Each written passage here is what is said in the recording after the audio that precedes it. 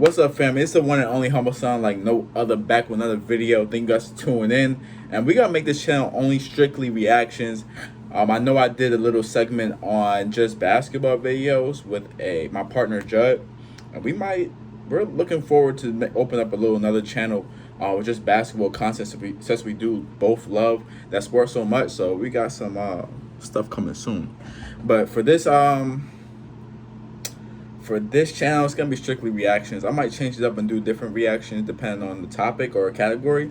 But for now, we better get to something very a little throwback vibe. If you all have ever played video games, you know of Sony, PlayStations, the consoles, and if you really know PlayStation, you know the handheld PlayStation, the PSP, which is, I think, came out a minute ago, a long time. I'm probably talking about like maybe at least 15 years ago. I want to say this is something I was playing when I was a kid, but they're coming out with a new version of the PSP. I know there has been a Nintendo Switch, and I'm not a fan of Nintendo Switch. So if you're here with Nintendo Switch and you didn't want to wait for the PSP to come out like I am, you could just leave. Honestly, this is a PlayStation Club only. Nah, I'm just kidding. But let's get into this video. All I remember from PSP is the little games they had: Ben 10, Crash Bandicoot, Daxter, Lego Batman, and Family Guy. I was young. I wasn't supposed to play no Family Guy. In my household, we couldn't watch certain things or play different things. Like my 10th birthday, I got Saints Row, right? My grandfather, my godparent took me to the store, to GameStop, right? GameStop when it was popping before the whole, you know what? It's irony because we about to watch something on GameStop, but we went to the game store. I was like, I think 12 or 13 at the time. Went to the GameStop. I went to go get Saints Row. 12, 13. I know some of y'all get to play GTA at 12, 13 years old, but my household, we couldn't play that. So we went to go to GameStop, got the game, came back, loaded the game up in the family room, big TV, got the I think it was a PS3 at the time, had Saints Row. I think it was Saints Row 3 or Saints Row 2, one of the Saints Rows. And my mom stepped in the room. She saw the she saw the Saints Row playing. She saw how violent it was, the hood, I think the strip club I was in. I think it was a part of the mission, but she returned it.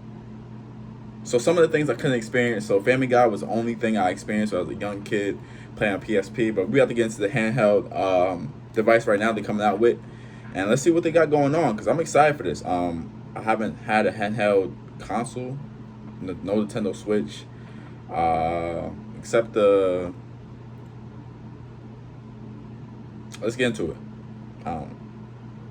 Game Boy. I had a Game Boy. I had PSP, Nintendo, DS. I had all the DSs, things of that sort. So this is the new version of the PSP. So let's jump into this video right now. Hey, this is Bo Moore with IGN. I am here at PlayStation headquarters in San Mateo, California for a top secret demo. I cannot actually even tell you about it until we're in the room, so let's go check it out. Sony has a storied, if a bit neglected, history with handheld gaming. The PlayStation Portable launched in 2005, back in the PS3 era, bringing with it funky UMD cartridges and what were, at the time, some of the best graphics seen in a handheld gaming device. As revolutionary as PlayStation, but in different ways. Its follow-up, the PS Vita, launched in 2011. See, it was beloved by its hardcore fans, but never really got the developer support that it needed in order to carve out a meaningful hold in the handheld market. It's Ridge Racer! Ridge Racer! But now we're getting a new PSP. Sort of. The PlayStation Portal handheld. Oh yeah, nah. This right here, this looks fire. And this is fire right here. I like this a lot. Got like a flat screen right here. They might have to make a cold ass case. This is like an iPhone, looks like it could break easily though. But this looks dope. The PlayStation Portal handheld. Tell us Switch like an iPad. The Portal is a $200 handheld device that puts PS5 games in the palm of your hand, as long as you're on Wi-Fi. They got previously the same known as PS5 Project too? Q. Portal uses the PS5's remote play feature to stream games from your console. Okay. Importantly, the Portal also offers all of the features and ergonomics of the PS5's excellent DualSense controller, including haptic feedback, adaptive triggers, and its touchpad. To be clear here, Portal isn't really doing anything inherently new. Remote play has existed since the PS3 era, allowing you to stream games from your console to a handheld or smartphones, tablets, PCs, and Macs. That said, remote play has never really been an ideal experience. You're either compromising on visual quality, control setup, ergonomics, or some combination of the above. You can make it work, but it's not super convenient. So the goal of PlayStation Portal is to eliminate all of those pain points and make remote play as easy as just picking it up and playing. The Portal can do something that other remote play devices can't, which is wake up your PS5 just by turning it on. So that's dope. I think you would think this would be more of a thing that would came out a little bit earlier, just because how simple it looks. But as he explains, we're gonna find out why it took so long for him to come up with the design, because the design is kind of simple, but it looks kind of different than any other handheld devices like that we have seen. So it's ready to go.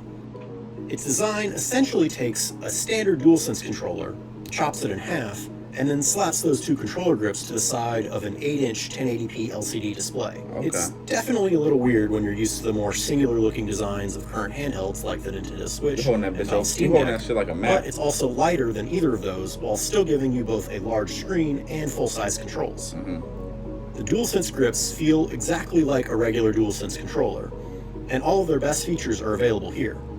Trying it out with Astro's Playroom, I could feel the haptic showcase just as well as when I experienced it on a DualSense. Okay. And the Portal's... That's another thing. They should incorporate more games. I don't know if I turn this off on my PS5, but I don't get the same vibration and haptic, things he's talking about where the controller is active with the game. The triggers simulate the pull of Aloy's bow in Horizon Forbidden West. But for the people that didn't get the PS5, that didn't want to pay $1,200 or didn't get it when it first came out, like myself, and the same day it dropped, I got it. I was actually working at UPS. I got off my phone and I got it. They shipped it out to me. So if you don't have the $600, $700, I'm pretty sure it's probably gonna be $200, $300. In exactly the same way. Even the DualSense's touchpad is available, though instead of the single center pad, there are two touch areas that pop up in the bottom left and right of the display where you touch it. Okay, that's dope. There's a USB-C port for charging, a 3.5mm jack for wired headphones. What? They going back? They ain't doing the Apple headphones? I don't even have the... I don't have it. But you know what I'm talking about. It's different, it's a different cord. The USB-C. And a small pair of speaker grills if you don't want to use headphones. Okay. Connectivity-wise, it supports Wi-Fi and PlayStation Link. More on that in a minute. But it does not have Bluetooth. On the visual quality front, the PlayStation Portal delivers. The 8-inch 60Hz LCD display succeeds at translating PS5 quality visuals into a handheld format. Okay. Colors looked bright and vibrant, though Sony hasn't given me any brightness, color gamut, or HDR specs beyond that it's just an LCD panel. And the 1080p resolution offers a nice pixel density for the screen size. Now, does it look as good as playing on a 65-inch OLED TV? Of course not. But as far as handhelds go, the 8-inch screen feels expansive. Yeah. The video, of course, is being streamed from your PS5 rather than run locally on the device. And the proverbial sword of Damocles hanging over all game streaming devices is always latency. That is, the slight delay between when you push a button and when the action on the screen responds. During my demo, I didn't experience any noticeable latency.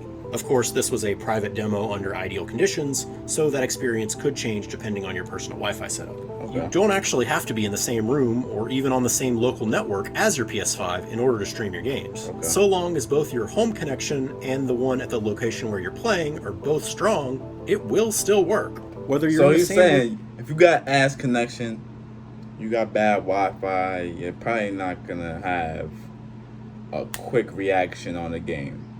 And I'm still confused on why everybody and this time around the world, not around the world, because some places don't have it as good, but at least in the U.S., certain areas that's populated don't have great and outstanding Wi-Fi. Why is that so hard? I don't know. Maybe somebody can explain that, or I could watch a video on that.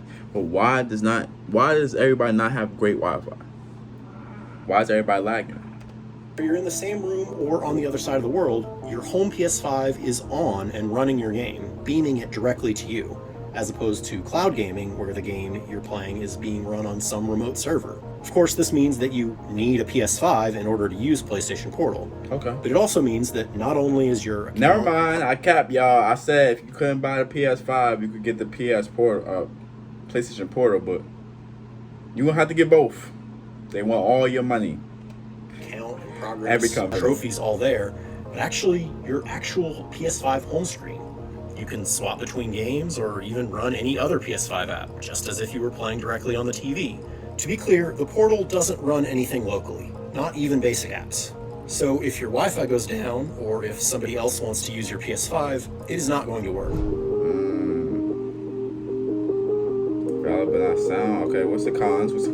Remember, there is no Bluetooth available, so you won't be able to connect to wireless headphones that way. Not even PlayStation's own Pulse 3D headset. Wow. It does have something called PlayStation Link, which is Sony's new connectivity standard for PlayStation devices, and which is built into some of its brand new hardware.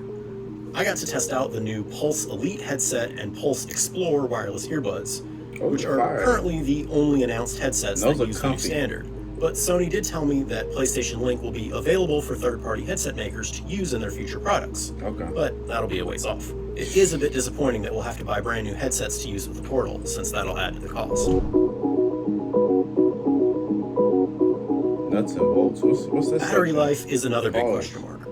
The Portal's battery size hasn't yet been finalized, so Sony wasn't willing to make any estimations for how long you'll be able to play untethered. Without a power-hungry processor inside, you'd think that the Portal should have significantly more longevity than something like the Switch or the Steam Deck. On the other hand, the standard DualSense is known for its fleeting lifespan between charges, and that doesn't have a screen to power. We'll be sure to test that out once we have the finalized PlayStation Portal in for review later this year. Wi-Fi. The last question I know a lot of people are wondering is, who exactly is this device for? It's $200 for a remote access window into your PS. That's a $200 to $300, so I think that counts, right? Can we? Let me know if that counts in the chat. Just let me know if that counts. I feel like that counts. I said $200 to $300 in front of me. That's in the same range. Window into your PS5, and at that price, honestly, I kind of get it. For the times when somebody else wants to use the TV, or maybe you have small kids in the home and you don't want to put God of War on the big screen, or maybe you just want to be able to play in a different room without buying another full-on TV. In that scenario, the Portal offers a compelling use case. And while it's not quite as portable for on-the-go gaming as a Switch or a Steam Deck, it's less expensive, and it does let you keep playing your PS5 while out of the house, so long as your destination has decent internet. You just probably shouldn't count on hotel Wi-Fi being strong enough to handle the connection. Let us know what you think about the PlayStation Portal. Oh, I'm gonna let y'all know. Something you can see yourself buying part of for the video $200? right there. I'm gonna have some cons. I like PSP. I like PlayStation in general, and obviously this isn't out yet. They have a price on it, but as a handheld device, number one, the Wi-Fi is gonna be a problem. People that want to travel handheld device, they don't want to sit in the house and play on their PSP, the Nintendo Switch, Game Boy. They don't want. I mean, not Game Boy, but you know what I'm saying. PlayStation Portal, which is what this is called. They don't want to sit in the house and play this. You want to go travel around, be on a plane, airplane. They want to use this device anywhere. Like, number one, I feel like I said, the Wi-Fi shouldn't be a problem. They should make that something that prioritize that. The Bluetooth threw me off. People paying $300 for AirPods or another set of headsets for a PlayStation Portal on top of your PlayStation headsets on the PS5. So it's a lot of cost barriers that they have going on, where it kind of prohibits somebody from buying it, because $200 can really turn to $400 real quick, $450 because of headsets and the games. So they didn't say it's a bundles. You know, sometimes they don't come out with a bundle within these consoles or little handheld devices like this. So altogether though, it looks dope. The screen is fire. I like how they didn't do too much. They just use the same the same handle, for that, and put an 8-inch screen, which is fire. And they need to make a new, make a longer battery life, because these, like you said, these die quick. So, in total though, if they correct some of these things and make the Wi-Fi better, or somehow adapt the battery on there and get some, maybe you could. I mean, plug-in headphones is cool too. I think some people still have those, but we transitioned so much, we can't really go back and use the plug-in headphones, the headphone jack. You know, everybody has different headphones nowadays, or AirPods. So that's how I fully feel about this. Right now, off the top, I probably wouldn't buy this until they fix those things or make it more convincing for me to buy it. I do have a PS5, but at the same time, I'm gonna go out my way to go buy this at the moment. You know, but for kids, I probably would have stick with a Nintendo Switch. Even though I talk some trash, I would probably stick with Nintendo Switch for now. But don't switch over to no PlayStation Portal. So you have a PS5, okay? All right, that's all I got though. Thank you guys for tuning in. Make sure you like, comment, and subscribe. Catch y'all next time. Peace.